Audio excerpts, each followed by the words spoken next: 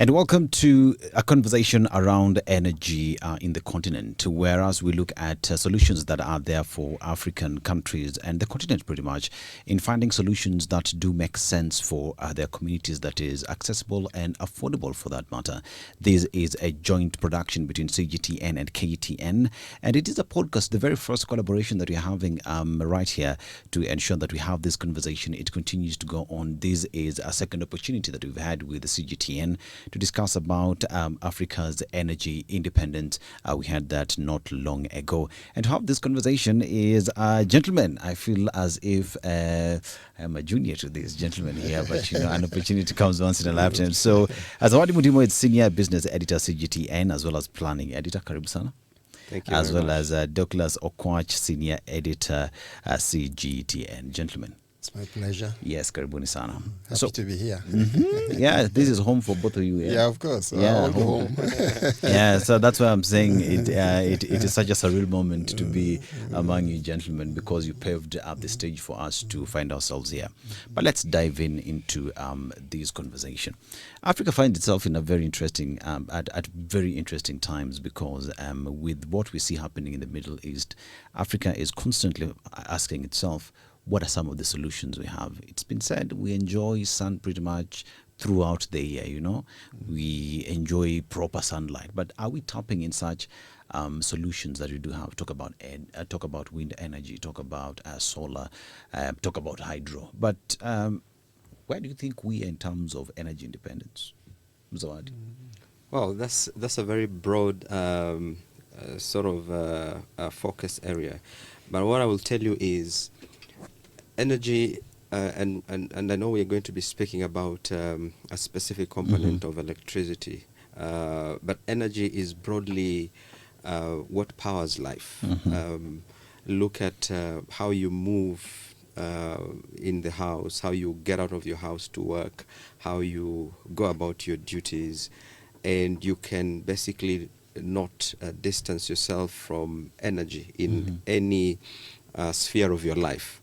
It could be the car that you drive or commute with to work. It could be the food that you eat. It could be the hospital that you visit. It could be the training you get at school. It could be the laptop you're working on. All these components that we use in our day-to-day life have to be powered. And so energy is part of life, I would say. Douglas, energy is part of life. Yeah, of course, energy is part of life. An essential element, an essential requirement in life. Of course, when things happen like they are doing right now, you know, the crisis in the Middle East. Yeah. For me, as a journalist who has covered these issues now for almost slightly over 10 years, I prefer to talk about what I can call the paradox of plenty when it comes to Africa. Yeah. The paradox of plenty, because on the one hand, and this is always about a crisis, when these things happen, on the one hand, we lament, you know, our situation, but on the other hand, we have everything. We have sun, you know, the solar. We have wind. We have geothermal. We have hydro. You know, I'm told there is a river in the DR Congo, sorry about the conflict that is going on there, that can actually power the whole of Africa using a hydro. So as we always talk about this crisis, when there's conflict in a different part of the world and it affects Africa the way it does today, we always are woken up to this contradiction, which I call, you know, the paradox of plenty. Yes. You see, when you talk about the paradox of the plenty, is fact that you look at the continent with around 1 billion plus people, right? But you find that 600 million of their billion people do not have access to electricity. And with all the plenty that you talk about, I mean, you could even go further to some of the resources that the West is tapping. Talk about uranium that we have in abundance, where others are using that for nuclear energy. But you have all this, but still 600 million people, that is close to half the population we have in the continent, still don't have access to electricity. And with that, then, as we ask the question, why? I mean, why are we finding it difficult to tap on these resources for us to say we are providing for the communities? There's always need to invest in any resource that you want. And when you talk about energy, for example, the International Energy Agency has said that Africa requires at least $190 billion every year between 2026 and 2030 to be able to generate enough power or to meet its energy requirement. So imagine how much of that $190 billion is raised or is invested in energy across the continent. We barely do even half of it. So that means there has to be a deliberate measure between government, private sector, and all development partners that work towards ensuring that Africa is energy sufficient or energy independent to invest and to be able to help Africa harness this energy.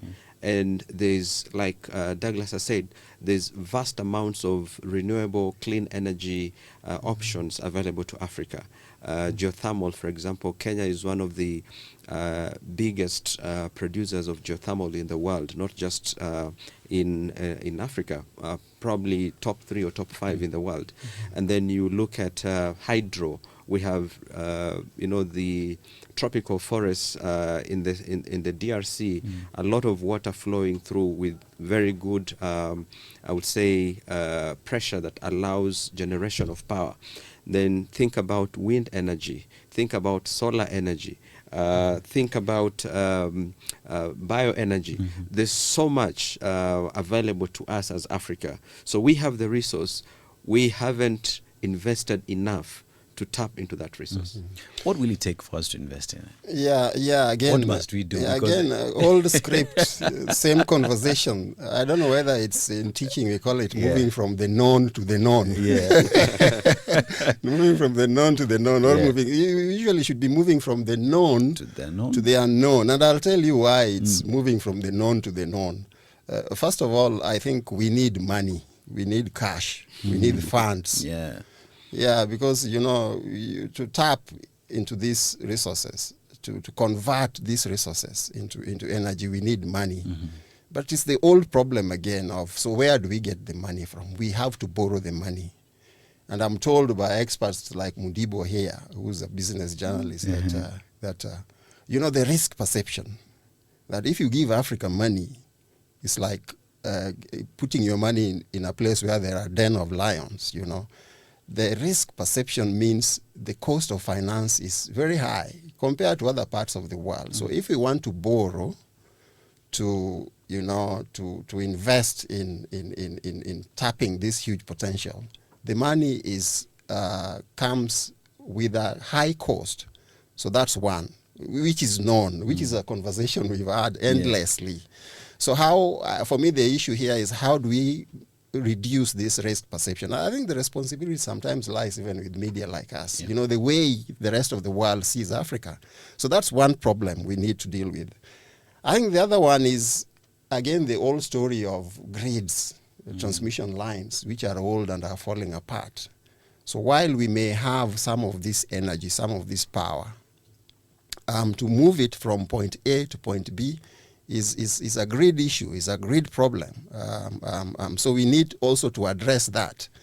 Of course, the old again story about Africa and resources and the thing about corruption,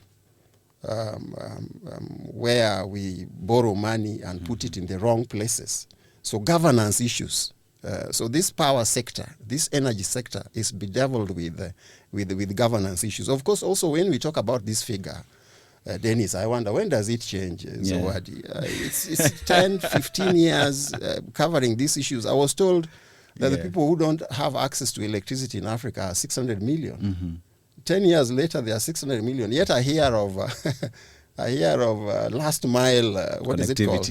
Last mile project. So this deliver nothing. I do not believe this figure. I think a lot is also going on. that is changing the landscape, the energy landscape in Africa, which the media and other development partners who work on these reports either fail or inadvertently, leave out, But of course, also, I think there is also the problem of looking at Africa as a country. An old story. I agree that we have a problem of political instability, of conflicts. So while some parts of Africa are speeding, developing in terms of this energy conversion into what we can use, like Mudibo said, it's part of our life, others remain behind because of conflict. And of course, I think we will need subsidies. Business journalists, when they hear about subsidies, they know what it means. Yeah, it raises a red flag. But this sector must be subsidized for it to move. Yeah. I think that the most important, the missing link in sorting out Africa's energy issue is basically investment, and tied to that investment is perception. When you talk about risk, you cannot measure risk in absolute terms, but it is about the perception that is created towards the ability of loaning or lending to Africa and getting that money paid within the agreed amount of time. Now So Zawadi, just to jump in there, maybe if you allow me, who creates this perception? And I was going to your question. So you talked about the role of the media. And I completely agree with you. The media has a big role to report Africa accurately, but also we have other levels of perception creation, such as the organizations that decide or that determine what you'll say is the credit worthiness of African institutions or African governments. None of those organizations that are globally renowned are domiciled in Africa or are Africa-led. That's true. And that is one of the major problems. Did we start our own credit rating agency? The African Union is trying to do that. The African we started Union, our own credit rating agency. Yes, the African Union is leading that conversation. But then beyond the African Union, you must have all these multilateral institutions like the African Development Bank using that credit rating to loan money, so that then it becomes a practical instrument. But there are also other levels of clearance for it to be accepted as an international, meeting certain international standards to be rolled out on large scale. That is a conversation that needs to take place. I mean, one thing that I think so far we've gathered is the African story, or even when it comes to financial architecture, is decided outside the continent. They are foreign. And with that, then Africa finds itself very difficult to initiate projects that would solve the African problem. So with the African Union and Africa Development Bank then jumping in to try find solutions to these, even African presidents, President William Ruto pushing for the architecture to change, for terms and conditions for African governments as well to change. One asks the question, as the media, our responsibility is to tell the African story, because the African story has for a very long time been told by the West, right?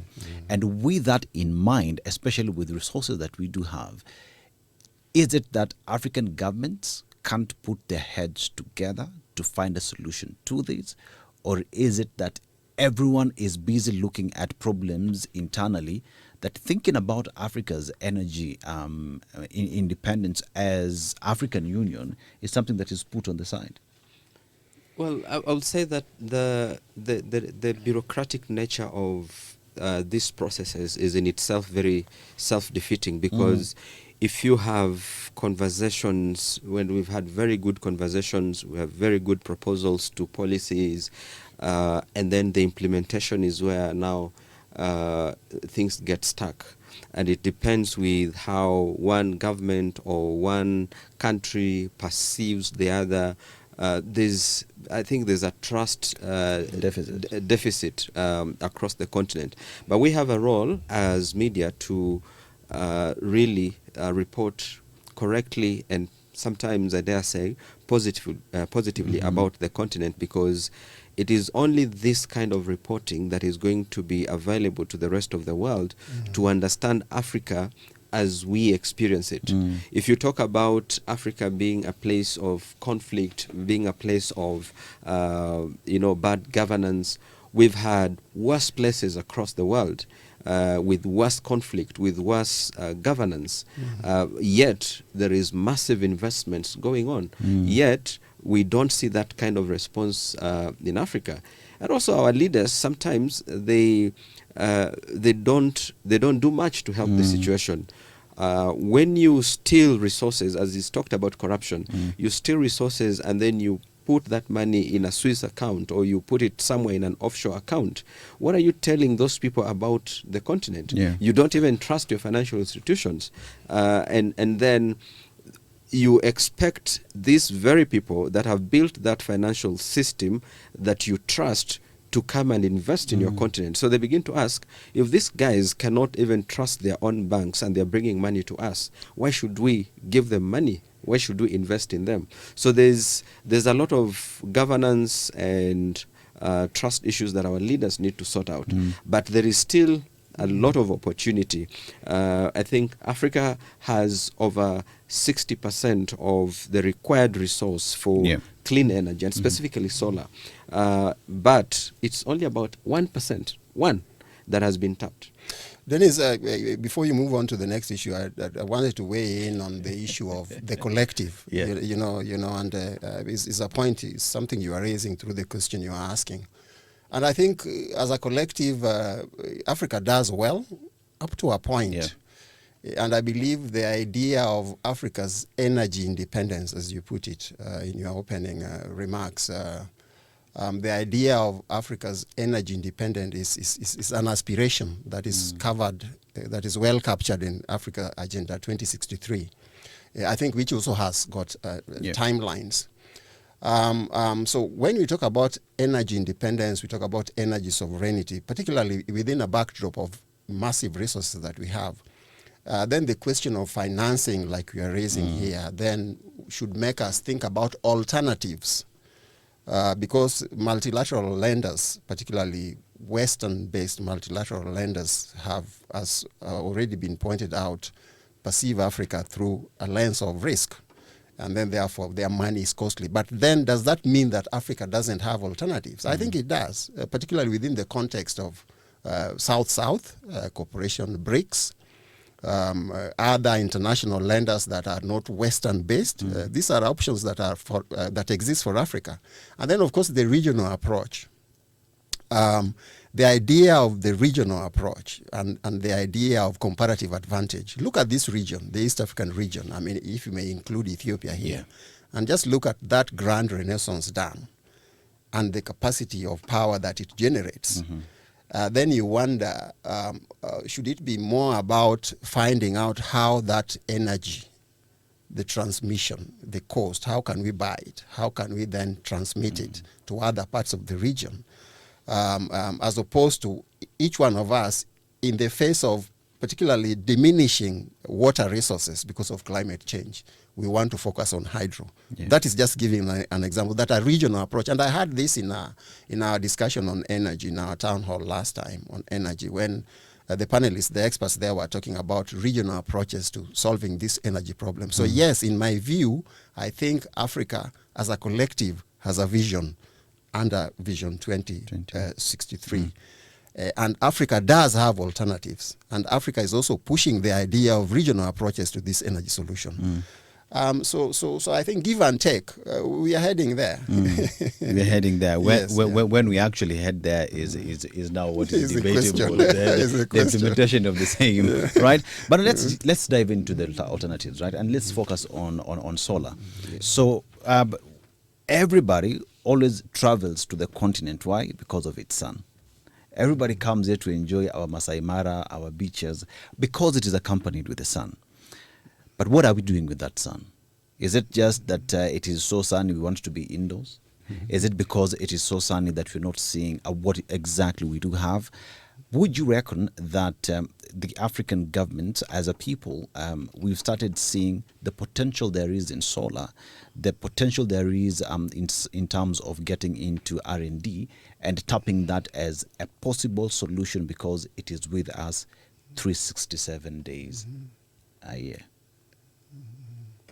Yeah. And if I may, I think there is no doubt. We can't sit here and debate about abundance. Yeah, because it's a given. Yeah. It's a given. It's obvious. It's there for all of us to see. So the question then is, how do we convert that abundance to reality?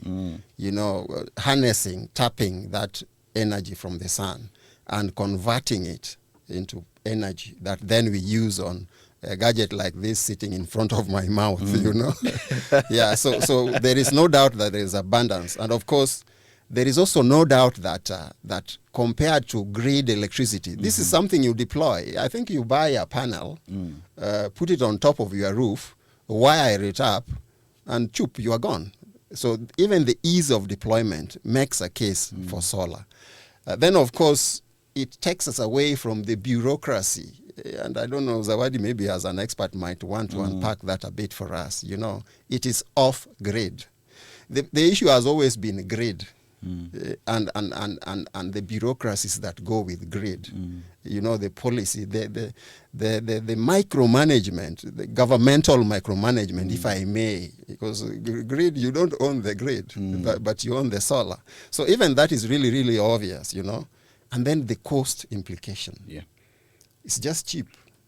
It's abundant. Is it though? It does. It is. I think the initial investment, as maybe Zawadi, you can go there. The initial investment maybe. That is where rubber meets the road. And that is where the problem is. Because you have this resource in plenty. Yes. You have the sunlight. You have the wind, for example. But for you to convert that resource into usable energy at home is a very capital-intensive venture. And that is where now we have initiatives like what the African Development Bank is trying to do and has been doing since 2024, launched what is called the Africa 300, the countdown to connecting or electrifying 300 million homes across the continent by the year 2030. Last month, a report by the World Bank indicated that at least 50 million homes in 40 African countries had been connected. That is quite significant looking at the pace at which it has happened. And this has happened because there's a lot of private sector involvement. There's also support from non-governmental organizations and development partners. And they've created a framework that allows African multilateral institutions to invest directly. And that's why you're seeing foundations like the Rockefeller Foundation committing over $100 million into this project. But then how do you scale that up? That is where now we need a lot of resource investment and distribution, particularly at the level of governments. In Kenya or Nigeria, these are countries that are heavily reliant on power as they try to industrialize. South Africa has industrialized through massive fossil fuels, the coal mines and all these kind of things. And they have gone ahead to try and set up the nuclear power generation capacity. Unless we look at investment in renewable energy and in clean energy, then we will continue to have a problem with access. We'll continue to have a problem with power distribution. And like I said, power is not just power. It is the hospital services.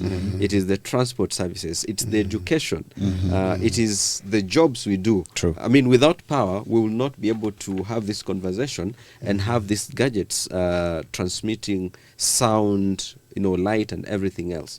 So it is it is something that needs a lot of deliberate effort and a lot of commitment from policy to regulation to rollout. I will tell you one thing for a fact, that even this power we're enjoying here is actually solar. So I think we're leading here. So so Douglas, if I will take you for a tour of the building to admire. But you see, when we talk about solar and it's and setting it up,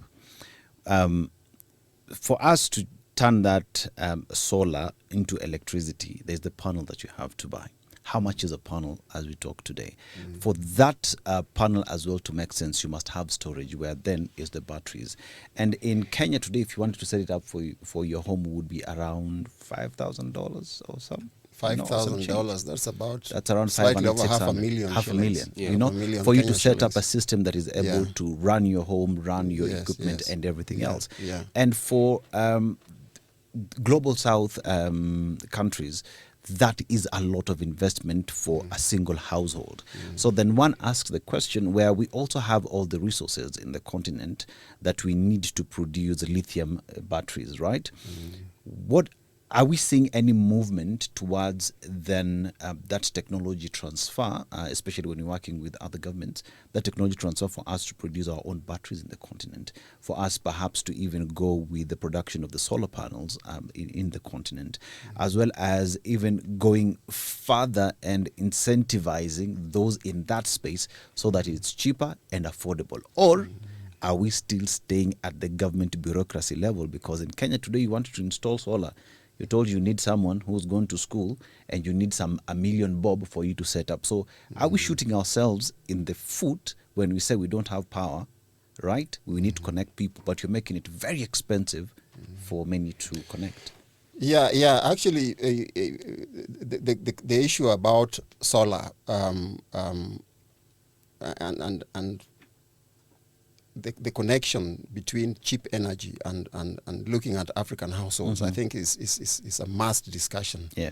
And I just wanted us to digress a little on the burden, the cost, the burden of energy on traditional African households. We find that maybe a household budget, may take out about up to 20%, just to spend on energy. Tokens expensive. Yeah, tokens are very expensive. And I was wondering to a colleague again today whether you understand that there are shops where you can go and actually borrow a token. Borrow? Yeah, I don't know. I'm not sure. Okay. That you can borrow and pay. Someone has got to pay for it before you borrow. Yeah, but the point I'm trying to make here is that the concern, the worry about energy then begins to crowd out, other, domestic use, essentials. When you worry too much about energy, when you worry too much about power, then probably you begin to think less about rent. You begin to think less about nutritious food. School fees. You begin to think less about hospital bill. So dealing with that power bill can be a big relief for families. So this energy poverty, the impact of energy poverty in African households is something that we really need to understand. And of course, you see now the survival, it pushes families into a survival sort of mode where probably there is a meal to cook, but there is no power to cook it. So these are the realities, and I think this is the wake up call that African governments should have, the burden at the domestic level, at the domestic household level. For energy, you direct all resources to energy, and then you deny other equally essential aspects of life, the need for these resources. And then, of course, the alternative, when people cannot get clean energy, if we cannot get grid power, if we cannot get solar power, then people resort to survival mode, to survival alternatives. Then we still scramble for firewood. Dried rural African communities, dried cow dung, kerosene, which is smoky and toxic, because it is the cheapest, when you talk about industrial fuel. And these alternatives are also linked to diseases, health concerns. So for me, the urgency the urgency that exists that may require that governments do something very quickly about this. And it lies for me in partnerships. Of course, technology transfer is always an issue. I don't think anybody gives you their technology freely, but through partnerships. Yeah. I think particularly in the area of solar, and already I think across many African countries, these partnerships are there, where assembling of solar panels, and the little connectivity gadgets that go with that panel is already happening. Now, through these partnerships, through this co-creation of products, then that technology will filter down into Africa. But my view really is that the question of domestic energy is very urgent for families in Africa. Yes. Yeah. I think we also have seen a number of countries that have gone ahead to invest heavily and immensely in renewable energy, specifically solar.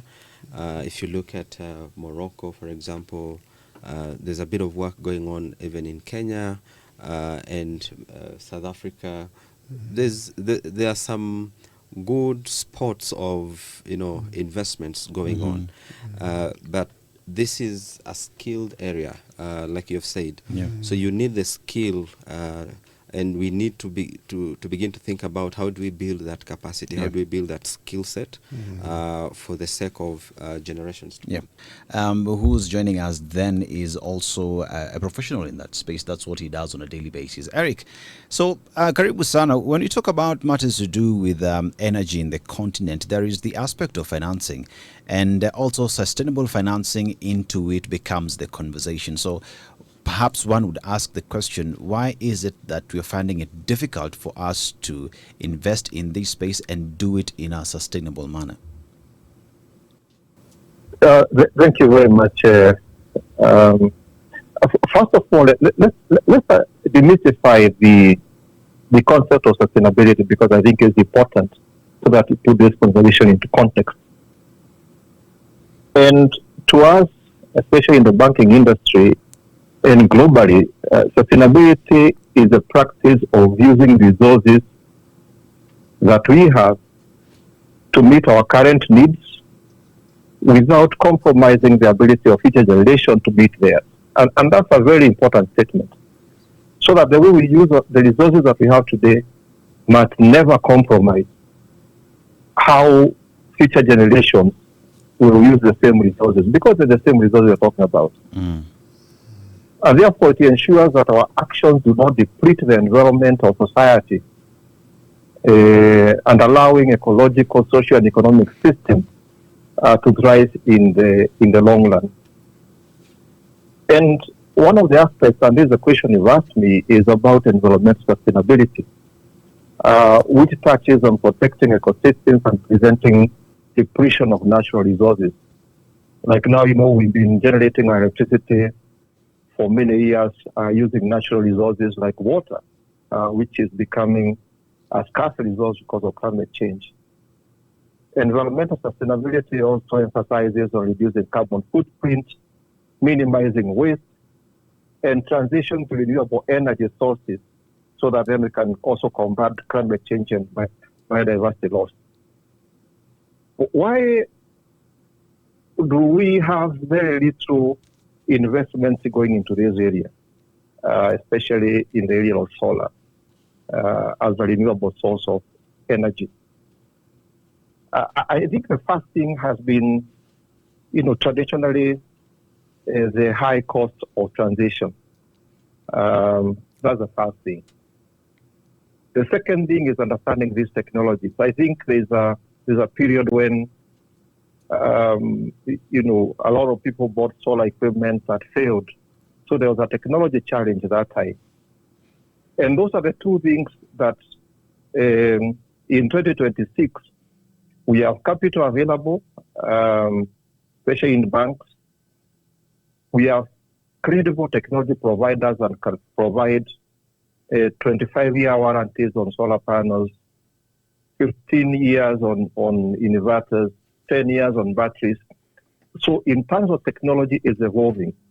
And also the cost of this technology is going down. Number 3 is now we have enough knowledge of how solar works and how it does not work, which was not there before. And those 3 points are driving uptake. On the financing side, then, one of the things that we are doing is we are becoming a little bit more innovative because we cannot finance solar as a traditional asset class. It is not a traditional asset class. And the way we have done it is as follows. One, people are spending money one way or the other to light up their homes, to cook with electricity and all that. So there is a cost already attached to it.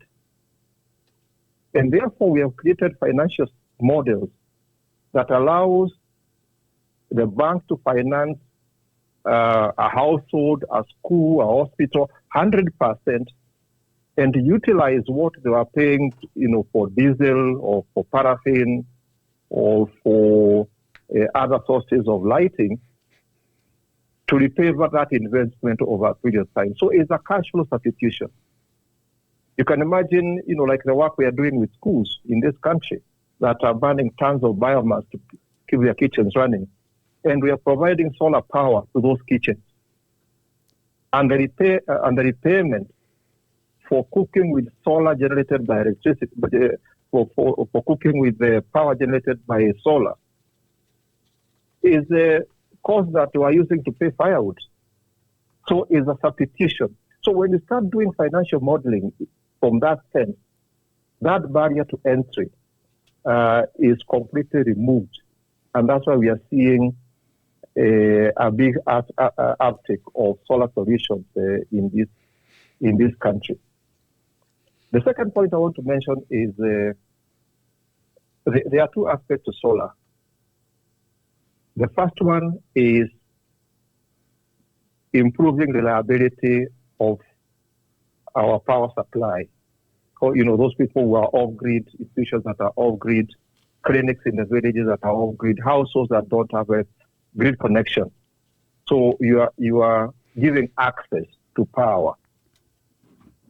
The second aspect is cost reduction.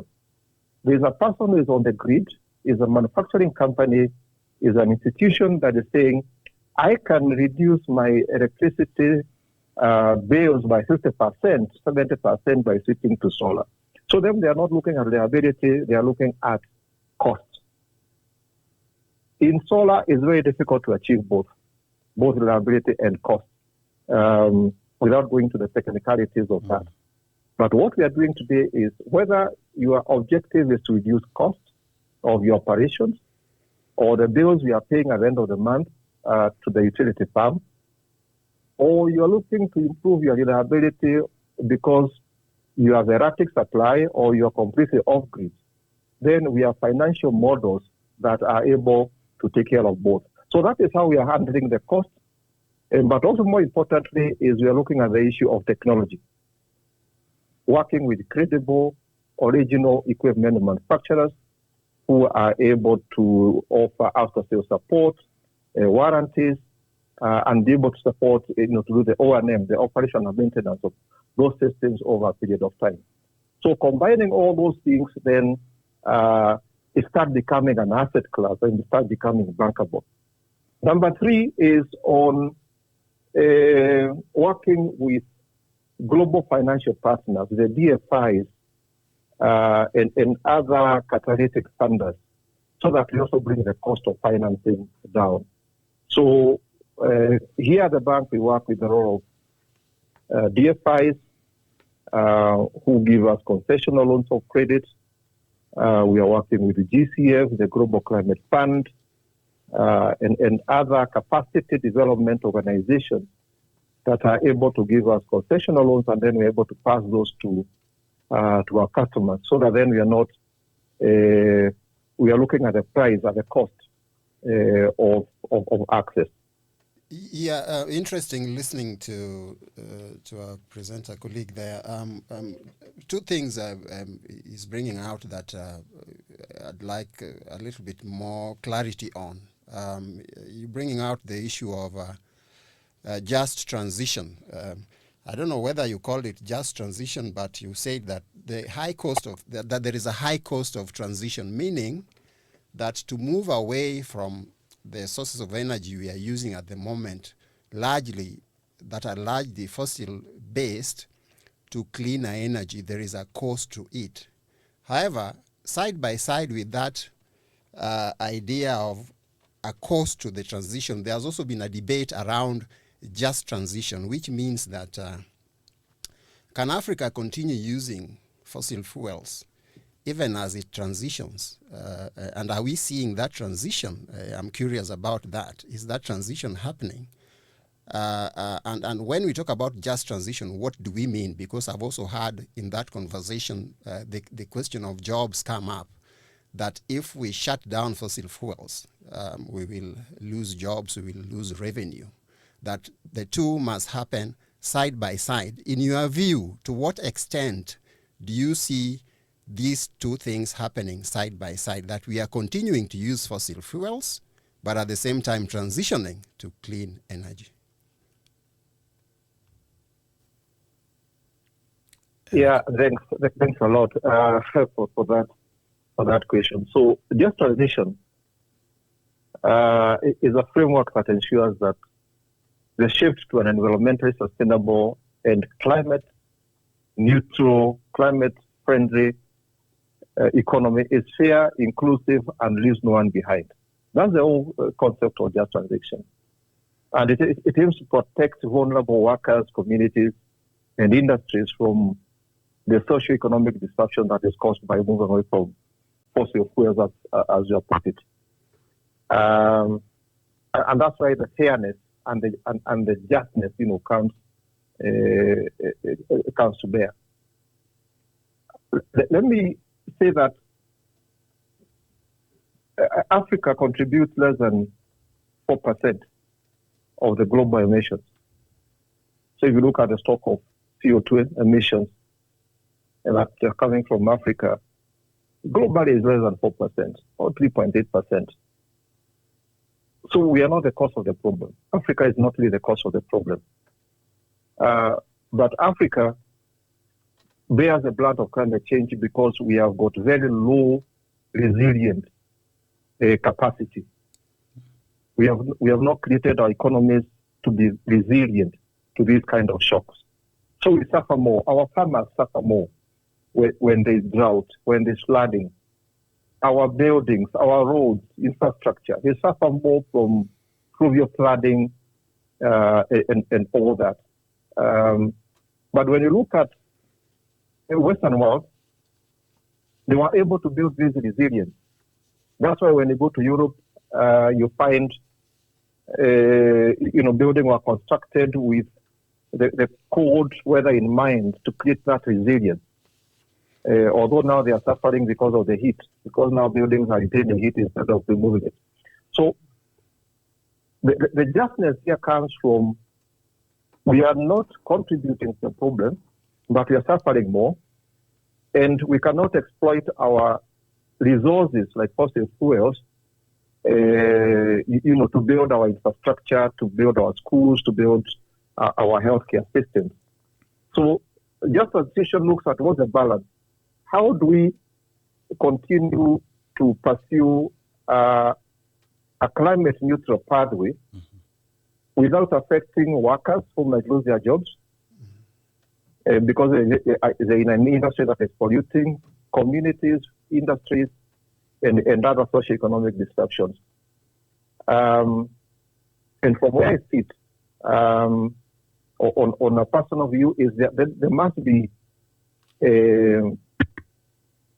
justice in that Africa should be allowed to exploit their natural resources, but in a way that is not contributing to the aggregate stock of carbon dioxide in our atmosphere. Because now we are not in the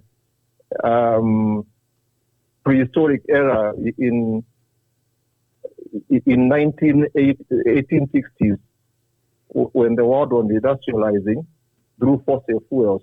Right now, we can use our fossil fuels to build our infrastructure, but now in a way that does not lead to aggregate emission. Number two is then to combine that one with transition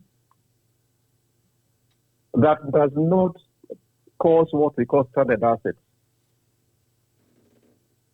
Because now, if we do a regulation that says from next year there will be no internal combustion engine vehicle on the road, you can imagine how many people will get out of jobs. People working in the pipeline, people working in petrol stations, mechanics who are repairing these vehicles. There's a whole ecosystem that will collapse.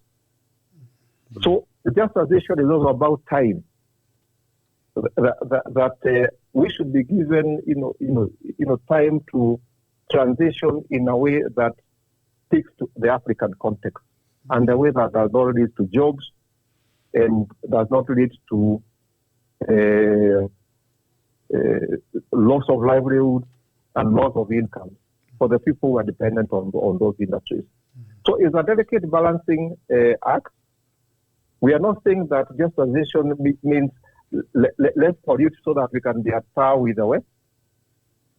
But it is how do we transition in a way that allows our resilience to be there in terms of economics. I'll give you a very quick example. We are doing transition of schools from firewood to other technologies like electric cooking using solar.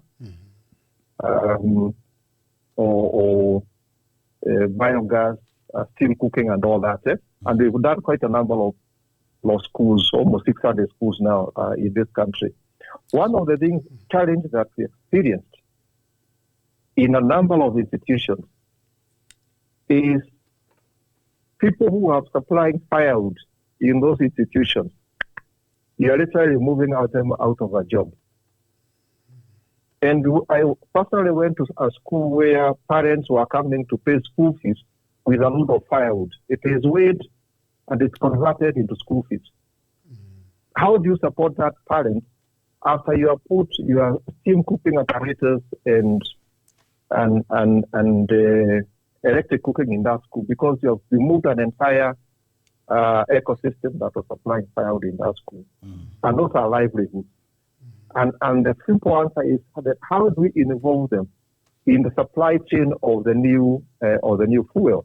How do we build their capacity? How do we give them alternative livelihoods? So that then it becomes a just transition, not just telling the person. Eric, you can hear me? Allow me to just come in. You've spoken well about the issue of just transition and what you're doing from a finance perspective. But broadly speaking, we've had this conversation for many years. We've had the conversation around adaptation, around mitigation. The COP meetings, I think COP26 was massive in terms of commitments that were made to Africa and commitments that were specifically made to South Africa to help it, to transition into renewable or clean energy generation. But these commitments are never followed through, or the commitments are never really implemented at that level, which then begs the question: how can Africa, self-sufficiently address these issues? We not only have a problem with accessing these very expensive transition gadgets, whether you're talking about solar, you're talking about wind, and all of these issues around clean energy, but we also have a deficiency in terms of the skills gap that exists because we cannot continually depend on the West to provide the technology. We also need to have our own homegrown technology. So I wonder how far, as someone in this space, you invest in ensuring that there is a skills building capacity across the continent. Yeah, thanks for that question. I'll be very brief and say the following, that Africa must chart its own course. And number two, there are a lot of resources left within the continent that can work on this transition.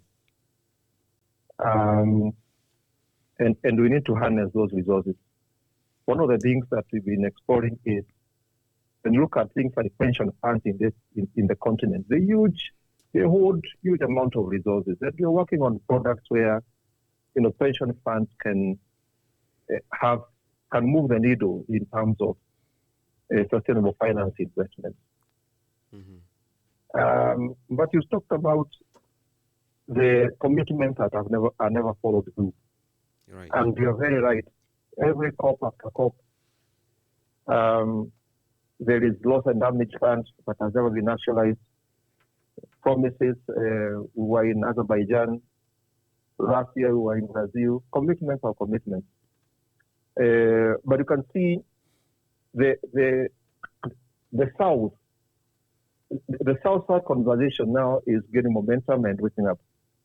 You saw in COP that in Brazil, the indigenous communities coming and blocking us from entering the venue because they are saying, we are just talking and nothing is happening. Right. And boiling in the heat of Amazon. So these conversations are becoming real, but what is increasingly important is, as Africa, as Kenyans, we must chart our own course with our own resources. One of the things we are doing is encouraging the local production of technologies. The program I've spoken about in terms of transitioning schools to electric cooking using solar. Those electric cooking vessels that can cook for 2,000 students are being fabricated in Kenya. They are not imported from China. Mm-hmm. And we are supporting indigenous entrepreneurs who have come with these technologies. How do they scale? How can we produce these technologies in the continent, in the country at scale? How do we bring in skills transfer so that then we can harbor these kind of technologies within our institutions? We're even discussing with TVETs, which have a lot of machinery. They can be production hubs for some of these technologies. So there'll be a lot of these conversations going forward, so that then we can chart our own course and our own path. Number two is when we look at the African continent, when we go to these negotiations, we are very fragmented. Kenya will go with its own agenda, Uganda, all different countries. We need a bigger force that is able to negotiate in terms of this transition. But my simple answer to that question is we must chart our own course and define our own destiny in terms of transition. I'm not saying that the Western money is not important. It will remain part of this, but we must start creating our own local solutions, and especially in the area of climate smart agriculture, which is very affected by climate change. Thank you very much, Eric. Thank you for that. Yeah. I just wanted to ask you, Dennis. Now, he talked broadly about the issues we are talking about. As a journalist, Douglas, you've heard of this term, armchair journalism. Yeah. Journalists who do not want to put in the work and they want to regurgitate what other journalists have done and look good, right? And so you can see there's lack of depth in what they do and lack of depth in their reportage. I dare say we have a lot of armchair governance in Africa, where you have policy makers, presidents, people in positions of power, instead of implementing or creating policy that are curated to their countries, they are waiting to go to another COP to discuss issues, yet they can't even have a voice as African countries. Yeah. Ask those African governments, and Eric has told us, they go to these meetings and they have fragmented agendas.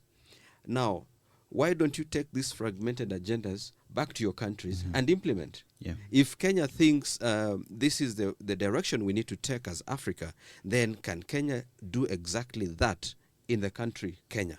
So that then you come to the next scope and say, this is what we have done, not this is what we want done. And I think this is where we are going to get it right. But unless we have deliberate, governance issues sorted out, we will continue. And the people who have made a life, especially in government, the people who have made a life out of just traveling to conferences and making money because of per diem and Sounds familiar. Yeah. Sounds familiar. There are people who literally just do this, and they don't Mm-hmm. really care about what impact they're leaving in society. Yeah.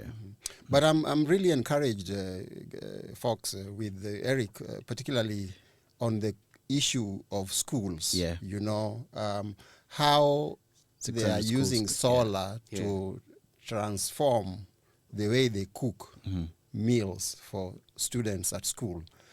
Moving away from biomass, tons of biomass, which is a pollutant in itself, tons of wood. You heard him talk about even parents bringing firewood to school. So I think this is really, really good progress. And if I could, I would have asked Eric if this benefit is spreading to other areas, because my thoughts also go to, students who cannot study, students who cannot read or complete their homework because dusk has set in.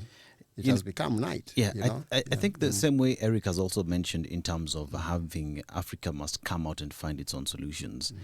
We don't have an option. We have to find these solutions because nobody is coming outside this continent to solve our problems. And the earlier we get that, then those in governance, our policymakers will start looking at, when they attend these COPs, what exactly are they going to say? Because remember, even when we had the very first Africa Climate Summit in Nairobi, it was being held in the continent for the first time, and still we were fragmented on decisions that came out of Nairobi Declaration.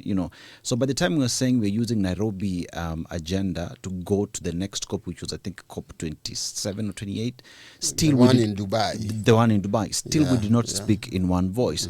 So there is a lot that the continent must do. We have the resources. We just must put our heads together and find solutions that will benefit the kawaida kawaida, that will benefit the citizens of the continent. Because at the end of the day, why are you in power?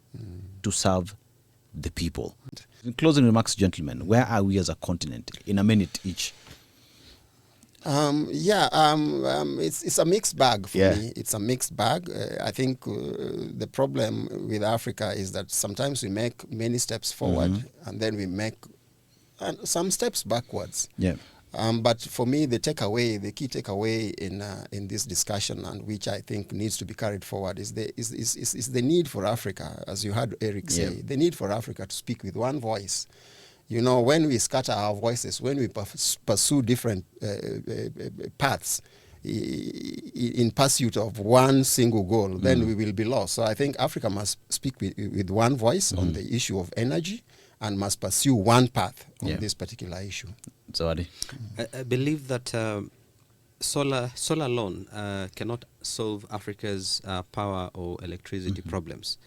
But there's also the opportunity for every African country to identify what is uniquely in abundance in terms of resource, whether it's wind, it's geothermal, it's solar, and invest in that to be able to then clean up its grid, and specifically also to invest in capacity building. Let's have technical vocational training institutions around the continent, challenging students around STEM to come up with innovative solutions towards powering their homes, powering their businesses, so that then these best examples that are going to be found can be scaled up in communities and in urban centers and in at the country level and regionally, so that then Africa begins to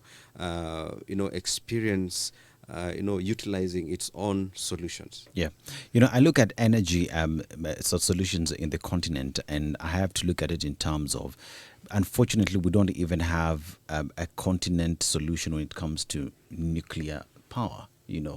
Everything else is decided out of the continent. So Africa Union, what are we doing to having a common position towards having nuclear energy? Because we also can't afford not to talk about energy independence and not talk about energy mix that we have in our communities as well. So what are we doing with the different forms of energy that we do have? I think conversation must continue. This is just the beginning. I want to thank you, gentlemen, Azawadi Mudibo, Senior Business Editor, CGTN, and Douglas Okwach for being here and making this a success. So we come back next time. We continue with this energy with tangible examples on what embracing alternative energy means to those who use it and what we can learn from that. Asante sana. This is CGTN KTN co-production of the podcast on energy independence in the continent. Bye-bye.